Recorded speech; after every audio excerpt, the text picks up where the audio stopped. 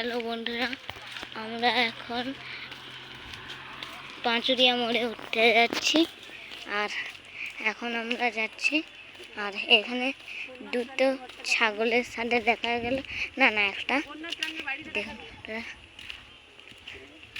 আর এখানে একটা বন্যার টানের বাড়ি আছে।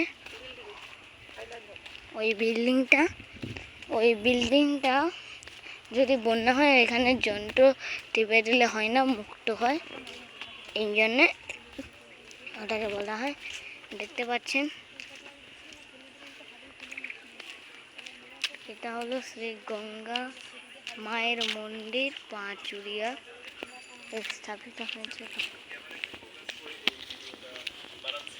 এই স্থাপিত জায়গাটা কত সালে হয়েছিল?